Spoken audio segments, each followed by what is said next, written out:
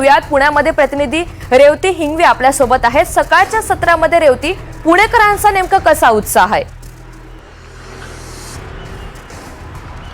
नक्कीच ऋतुजा, आपल्याला जसं माहिती आहे की आज महाराष्ट्रासाठी हा अत्यंत महत्त्वाचा दिवस आहे आणि आत्ता मी इकडे पुण्यातल्या कोथरूड मतदारसंघात उभी आहे। तिकडे बाल शिक्षण मंदिर हे जे मतदान केंद्र आहे तिकडे आपण जसं बघू शकतोय की सकाळी 7 वाजल्यापासूनच लोक इथे यायला लागलेले आहेत। अगदी वयस्कर लोक देखील इकडे येत आहेत, ते मतदान करतायत। आत्ता मगाशी आपण जसं दृश्यांमध्ये बघितलं की प्रकाश जावडेकर सुद्धा इकडे मतदानाला आलेले आहेत। ते काहीच वेळात इकडे बाहेर येतील आणि माध्यमांशी संवाद साधतील। जर आपण पुणे जिल्ह्याचा एकंदरीत विचार केला तर एकूण 88 लाखाहून अधिक हे मतदार इकडे आहेत आणि त्यामध्ये जवळपास 45 लाख हे पुरुष आहेत आणि 42 लाख 69,000 हे महिला आहेत आणि सर्वाधिक जास्त मतदार हे पुण्यातील चिंचवड मतदारसंघामध्ये आहेत। जवळपास 6 लाखहून अधिक मतदार इकडे आहेत आणि सर्वात कमी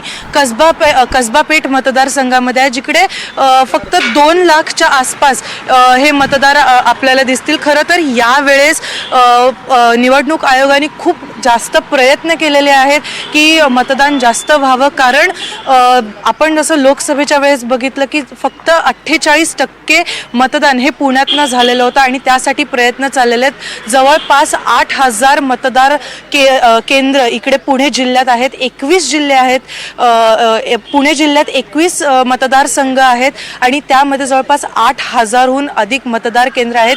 वेगवेगळ्या 3,000 ठिकाणी हे मतदारसंघ हे जे मतदार केंद्र आहेत हे सगळे इकडे आहेत आणि या सगळ्या बंदोबस्तासाठी पुणे शहरात जवळपास 17,000हून अधिक पोलीस बंदोबस्त हा तैनात केलेला आहे।